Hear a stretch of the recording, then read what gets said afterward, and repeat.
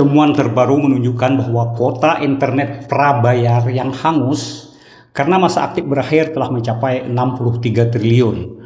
Operator menyatakan hal ini legal sesuai dengan regulasi karena mengacu pada regulasi pemerintah yakni pasal 74 ayat 2 Peraturan Menteri Kominfo nomor 5 tahun 2021.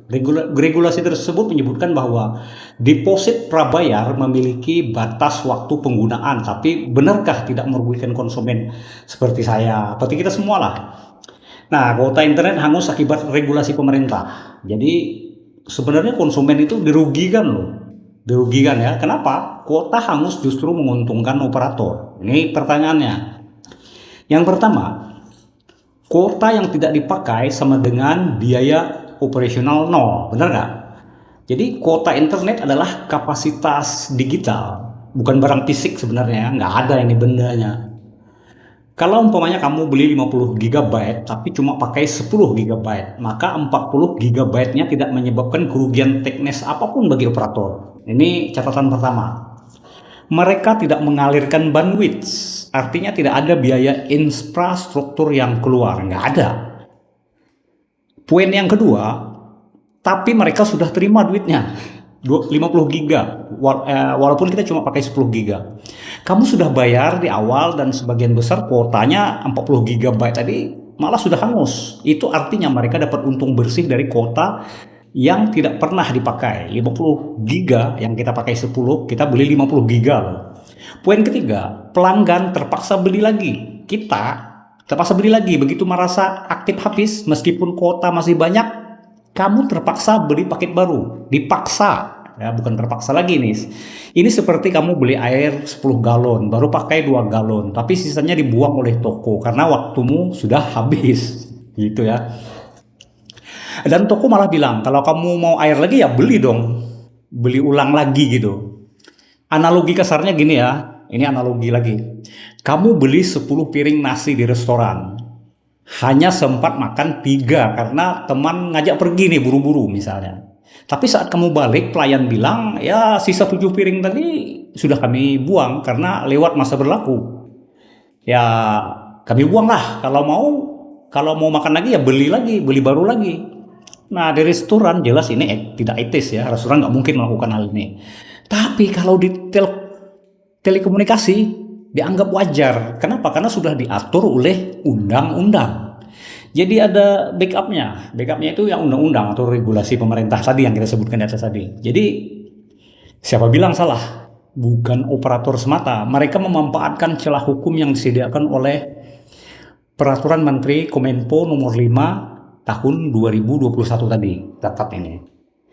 Tapi jelas operator bersikap etis bisa saja membuat kebijakan pro konsumen, misalnya paket rollover, sisa kuota bulan ini ditambahkan ke bulan depan, ya kan?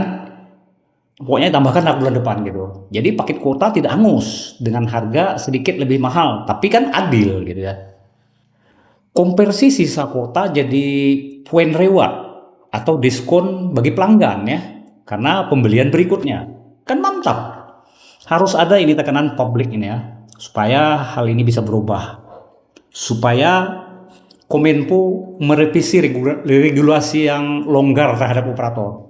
Oh ini ada main ini antara operator sama Kominfo-nya ya, bisa begitu jadi pikiran kita. Kemudian DPR mengawasi kebijakan layanan publik digital. Kan DPR wakil rakyat, pakai kuota juga. Masyarakat menyadari kuota hangus bukan hukum alam, tapi kebijakan yang bisa saja dirubah pro konsumen, pro rakyat ya kan. Nah ini ada pertanyaan seputar internet hangus ya, yang hangus ya. Apakah kuota internet boleh hangus menurut hukum? Nah itu pertanyaannya. Ya, menurut pasal 74 ayat 2 Peraturan Menteri Kominfo nomor 5 tahun 2021, kita ulang-ulang saja nih tidak apa-apa ya. Operator boleh menetapkan masa berlaku deposit termasuk kuota data prabayar. Kemudian pertanyaan berikutnya, apakah dengan begitu operator tidak melanggar hukum? Ya, secara hukum tidak melanggar, tapi secara etika bisnis dan perlindungan konsumen banyak yang menilai ini merugikan masyarakat. Nah, ini pemerintah, DPR semualah harus tahu ini ya. Apakah operator rugi kalau kuota tidak digunakan?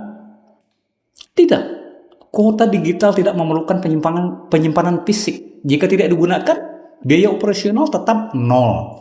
Tidak ada yang rugi. Jadi kuota hangus justru memberi keuntungan ekstra ke operator, merugikan konsumen kita ini, rakyat. Apa motivasi dibalik sistem kuota hangus? Apa motivasinya? Ini yang perlu dipertanyakan. Karena jika kuota hangus, pelanggan akan membeli ulang. Ini menciptakan pembelian berulang. Repeat purchase ya, pembelian berulang yang menguntungkan operator. Pertanyaan berikut, mengapa ini dianggap tidak adil? Nah, ini pertanyaan kita ya. Karena masyarakat membeli kuota dengan uang nyata, uang real gitu ya, membeli yang nyata dengan uang real. Tapi jika masa aktif habis, kuota hangus tanpa kompensasi atau pengembalian. Ini seperti membuang uang konsumen, seperti membuang uang bagi konsumen yang beli, secara sistematik lagi. Lalu apa solusi yang bisa dilakukan oleh pemerintah?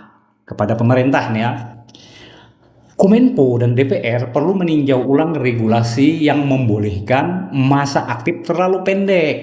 Tidak roll over, operator juga bisa diwajibkan menyediakan opsi kuota yang tidak hangus atau bisa diperpanjang otomatis.